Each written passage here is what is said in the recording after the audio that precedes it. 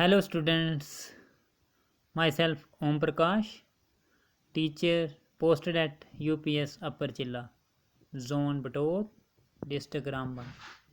Welcome home classes.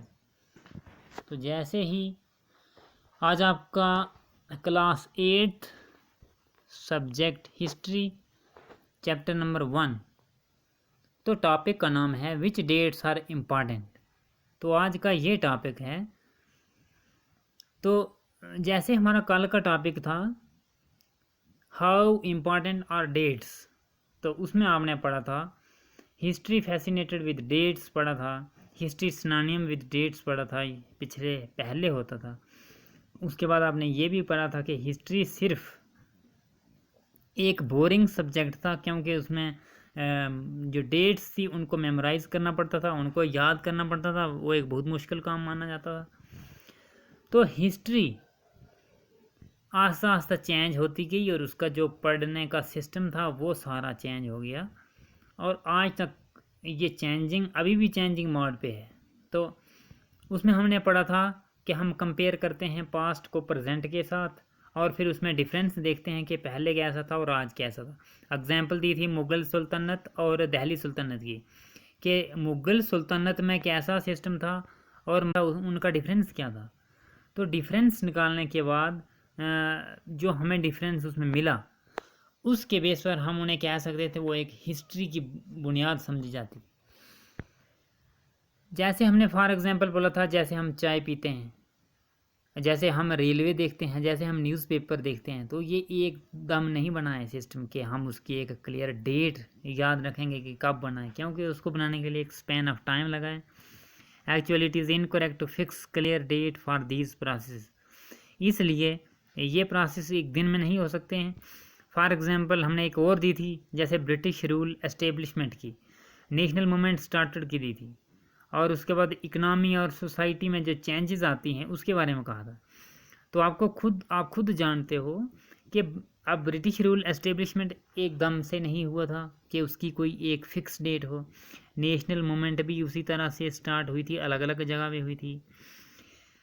तो society में जो चेंजेस आई थी, जैसे सती प्रथा वगैरह और कई चेंजेस थी, वो भी एकदम नहीं आई थी, उनको भी बहुत बड़ा टाइम लगा था। तो इस तरीके से all these things happen over a span of time. तो इसलिए हिस्ट्री को जो चेंज कर लिया गया है, उसका जो फोकस था हिस्ट्री का वो अब चेंज हो गया है, क्योंकि अब इवेंट्स बेस्ड स्टडी होती है, एक स्पैन ऑफ टाइम लगता है। इस तरीके से हिस्ट्री को सिर्फ डेट्स के ऊपर नहीं रख सकते हैं, उसमें इवेंट्स भी बहुत ज़्यादा ज़रूरी होते हैं। तो इस तरह से उसमें फ़र्क था। और आज का हमारा topic which dates are important, वो कौन सी डेट्स होती हैं जो ज़रूरी होती हैं, इसके बारे में पढ़ने जा रहे हैं। तो विच डेट्स आर इम्पॉर्टेंट, इसमें क्या है, history is not all about dates but dates do play very important role. यानी ये कहा गया कि हिस्ट्री जो है वो सिर्फ डेट पर ही आधारित नहीं है, लेकिन डेट्स इसमें बहुत ज़रूरी रोल अदा करती हैं। अब विच डेट्स, कौन सी dates? Dates depend on events. तो डेट्स जो हैं वो इवेंट्स के ऊपर निर्भर हैं। If we change our focus of events and issues subsequently the date will also change. जैसे फॉर एग्जांपल हम इंडियन नेशनल मूवमेंट की बात करते हैं। अब इंडियन नेशनल मूवमेंट इंडिया में हुई थी। अगर हम रशिया की हिस्ट्री लिख रहे हैं तो उसमें हम रशियन रेवोल्यूशन की बात करेंगे, उसमें जो जिस तरीके से उसमें काम हुए हैं हम उनकी ही काम करेंगे। जैसे या हम अमेरिकन रेवोल्यूशन की बात करेंगे, तो अमेरिकन रेवोल्यूशन की बात करेंगे तो उसमें इंडिया की नेशनल मूवमेंट या फिर इंडिया की फ्रीडम फाइटर्स मूवमेंट या फिर नॉन कॉपरेशन मूवमेंट वो नहीं आएगी। इस तरीके से उसमें फ़र्क है। यानी रशिया की हिस्ट्री हम जब लिखेंगे हम रशिया की ही बात करेंगे, अमेरिका की हिस्ट्री लिखेंगे तो अमेरिकन रेवोल्यूशन के दौर में जो जो हुआ था वो वही लिखेंगे। और अगर इंडियन हिस्ट्री हम लिख रहे हैं तो जो इंडिया की आज़ादी लेते वक्त जो मूवमेंट्स वगैरह चली थी, हम उन्हीं का नाम लेंगे। इसी तरीके से फॉर एग्ज़ाम्पल हम यहाँ देंगे, एक और एग्ज़ाम्पल है कि जो ब्रिटिश हिस्टोरियंस थे उन्होंने जो हिस्ट्री लिखी है, यानी जब अंग्रेज़ों का दौर था यहाँ, जब ब्रिटिशर्स यहाँ रूल कर रहे थे, तो अगर उस वक्त जो ब्रिटिशर्स उनके साथ जो अपने हिस्टोरियंस थे वो जब हिस्ट्री लिखते थे तो वो इंडिया के लोगों की बात नहीं लिखते थे, वो गवर्नर्स की बात करते थे। जैसे वारन हेस्टिंग्स सबसे पहले गवर्नर थे, उसके बाद चलते चलते लास्ट जो गवर्नर हुए हैं, मतलब उनको वाइसराय कहेंगे, ये डिफरेंस हम बाद में पढ़ेंगे। वाइसराय हुए हैं वो लॉर्ड माउंटबेटन, मगर एक तरीके से हम उन्हें कहेंगे कि वो उनके रूलर थे। पहले वारन हेस्टिंग की बात करेंगे, बाद में लॉर्ड माउंटबेटन की बात करेंगे।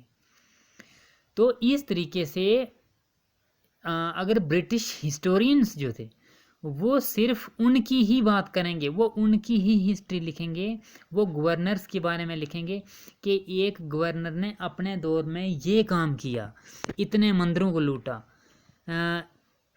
इतना फ़ायदा दिया, इतना वहाँ से इंडिया को हमने बेवकूफ़ बनाया, उनके बारे में लिखेंगे। लेकिन there classification will revolve around British governor generals, वो उनकी जो क्लासिफिकेशन होगी हिस्ट्री की, वो सिर्फ और सिर्फ जो ब्रिटिश गवर्नर्स थे कि उन्होंने कैसे कैसे रूल किया, कैसे कैसे उन्होंने अपना एरिया कब्ज़े में किया, वो उन्हीं के बारे में लिखेंगे।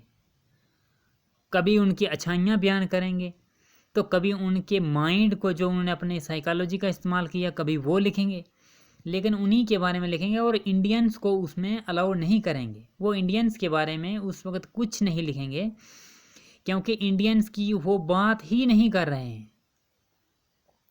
वो सिर्फ अपने उनके जो हिस्टोरियंस हैं वो सिर्फ अपने ही बारे में बात करेंगे, वो इंडियंस की बात नहीं करेंगे।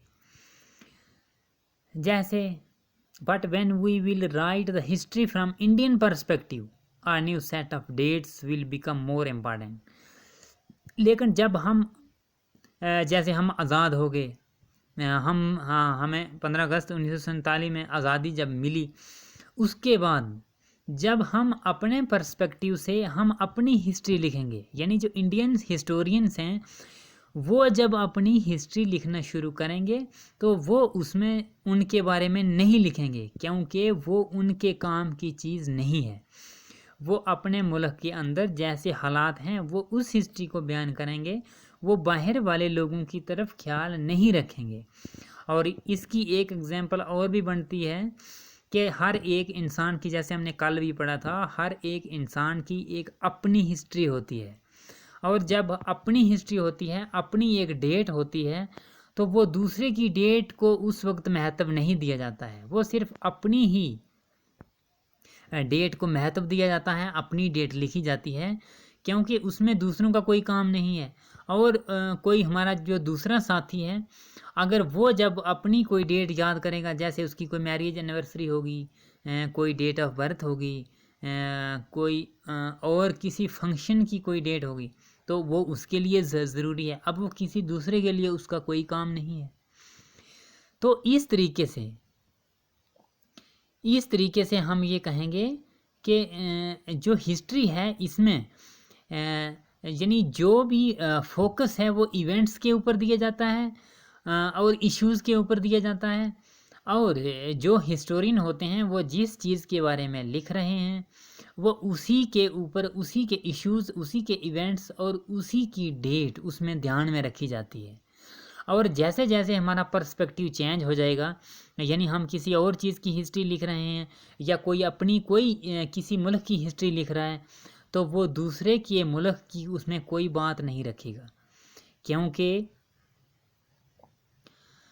क्योंकि दूसरे का उसमें कोई लेना देना नहीं होता है। तो इसलिए डेट्स इतनी ज़रूरी हैं, क्योंकि ये अभी हम दोबारा कहते हैं कि if we change our focus of events, अगर हम जो हम लिखना चाहते हैं अगर हम वो दूसरी जगह की बात लिख रहे हैं, जैसे हम अमेरिका की हिस्ट्री लिखेंगे तो हम अमेरिका की ही उसमें जो कंडीशन है वो उसमें बयान करेंगे, तो कुदरती बात है वो चेंज हो जाएगी, वहाँ की डेट है वो भी चेंज हो जाएगी। जैसे अमेरिकन रेवोल्यूशन की बात करेंगे, वो कब आया उसकी डेट अलग होगी, इंडियन की जो फ्रीडम हुई वो कब हुई। तो इस तरीके से जो डेट हैं डिपेंडेंट इवेंट्स, वो बात कहाँ की हो रही है, तो उसी तरीके से वो डेट उसमें ज़रूरी होती है कि वो इवेंट कहाँ का है, तो फिर ऑटोमेटिकली उसकी जो डेट है वो भी चेंज हो जाएगी।